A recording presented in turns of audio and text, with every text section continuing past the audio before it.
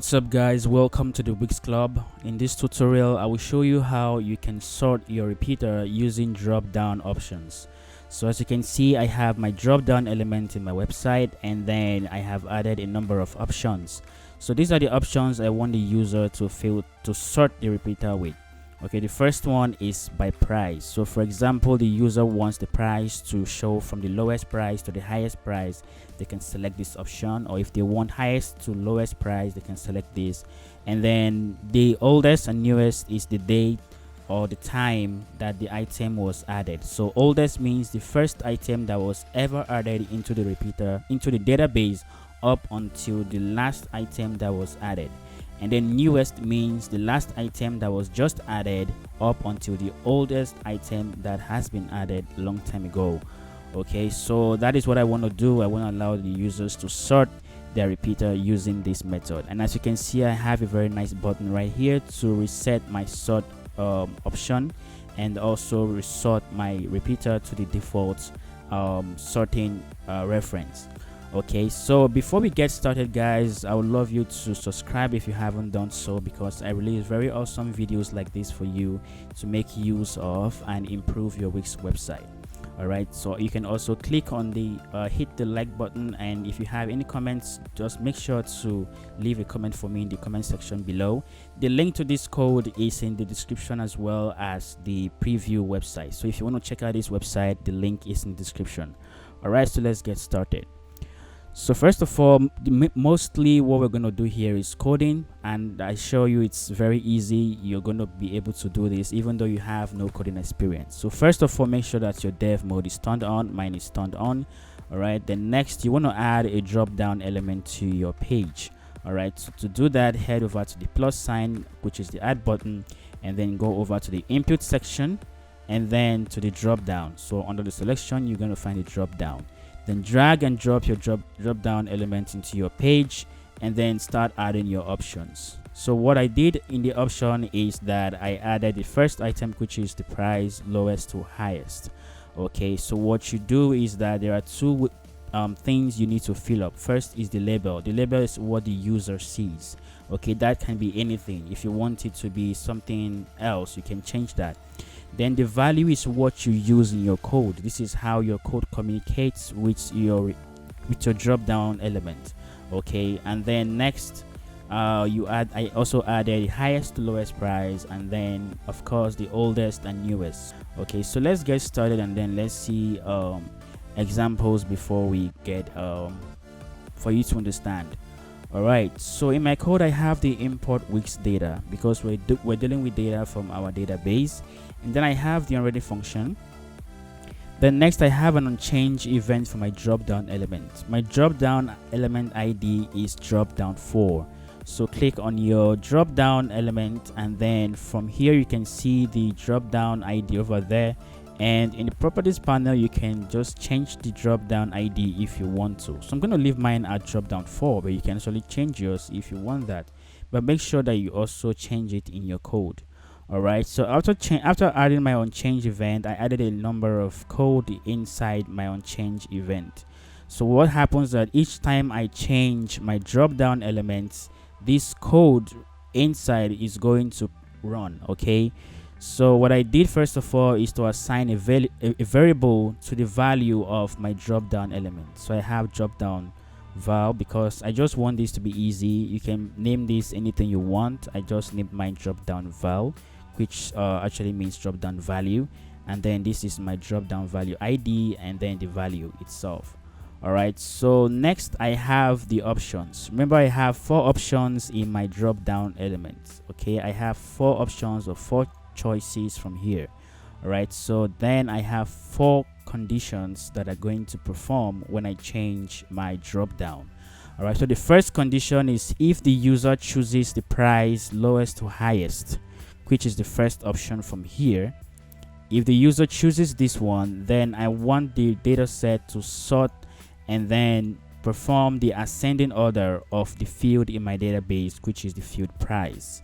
So this one right here is the value in my drop down, not label. Okay, so when you're going to place that, you're going to head over to your options, click on the 3 dots, and then edit the value. So copy that value and that is the value you're going to place right here. So we're working with the value and not the label. All right, so next, change your dataset ID right here. I have used that a number of times, so just change your dataset ID. And then since we're going from the price lowest to highest, then that means we're going from the bottom up.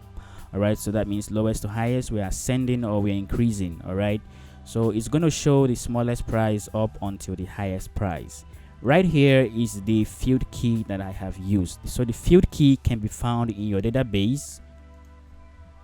So right here in your database, when you want to filter an item or a field, you just click on the header of the field and then the properties, and then over here you're going to find the field key. All right, so I'm sorting the price field, so I'm going to copy the field key of my price field. All right, so I'm just going to get back to the page and then paste my field key right there. So the ascending means, again, you're going from the lowest to the highest. Then next, if the user decides to choose price from highest to lowest, so that means if they decide to choose the second option, then what I want to do is the data set is also going to sort, but in this case it's going to be in descending order. So that means that it's going to be showing the highest price, or it's going to be showing the most expensive up to the least expensive. And since we're still working with the same price field, we're still going to maintain the field key of the price field. Okay, so I've added comments just in front of them so that you can understand what the difference between what I've done. And then next, if the user decides to choose the oldest, so the oldest again is the value. So if they decide to choose the value, you can just, what you need to do is make sure that this label can be anything. Oldest, it can be anything you want that to be, but the value should just be something you can use in your code. So if your code isn't working, make sure that you check in with your value again and copy that. So again, if the user decides to choose on the oldest, which is the value oldest, then we want to sort the data set. Okay, so again, you know that the oldest is going to start from the one that has been added before up until the recent one that has been added. But the field we are trying to filter is the created date field. Okay, so this field key kind of looks different from this one, and I'm going to show you why.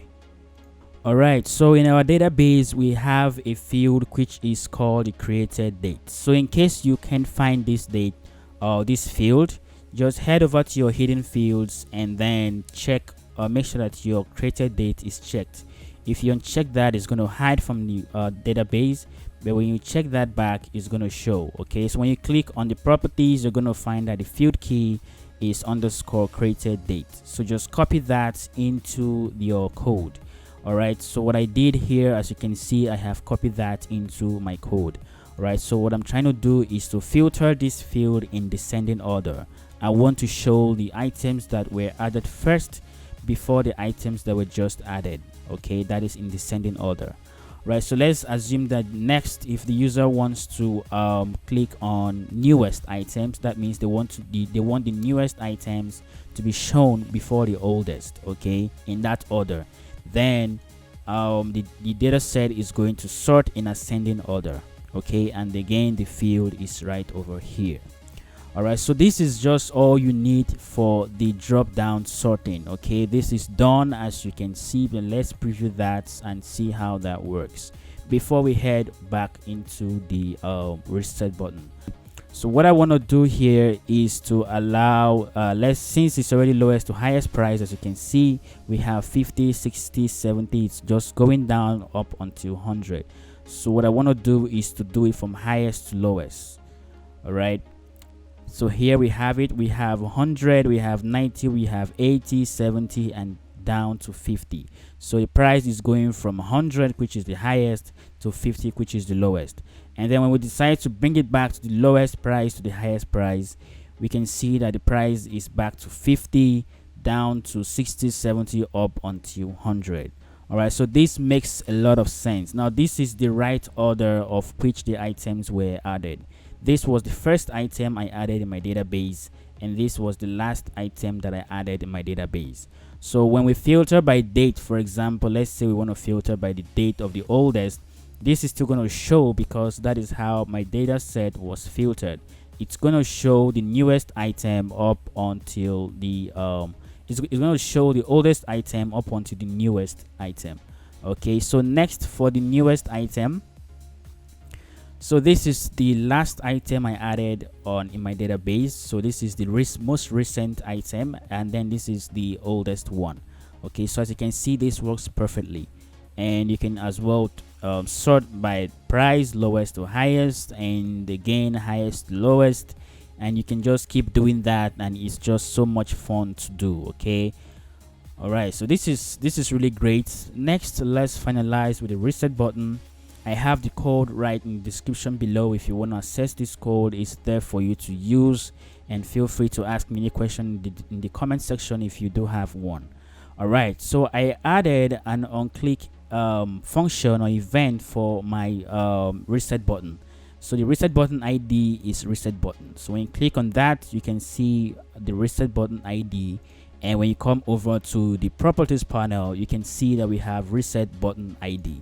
So you can change this to whatever you want. So paste that right there, and then inside your on click event, what you're going to do is the first one is going to reset your drop down to its default value or default placeholder text. And then the dataset.set sort wix data.sort is going to sort your database or your dataset, which is your repeater, in the way it was originally filtered or sorted. Okay, so let's test that out.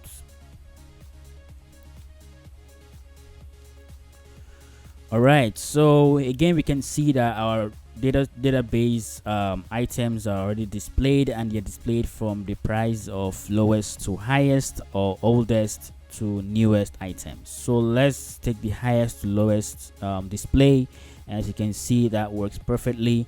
And if we want to reset that, for example, you can see that your drop down has been reset and your repeater has been returned back to its original sorting reference. All right, next we can try the oldest. Okay, that still works as the oldest. Newest, for example, you can change that, and so on. Okay, so this is how you add a sort repeater to a sorting function or functionality to your WIX repeater. Okay, so this is a very simple tutorial, guys. If you have any questions, again, let me know in the comment section. If you want help with this, I can help you through. And don't forget to check out the website. You can preview this website and see for yourself how it's working. And the code also, I have placed in the link to the code in the description below. So thank you very much for watching. I hope you subscribe to this channel, and also make sure to hit the like button, and see you in the next video.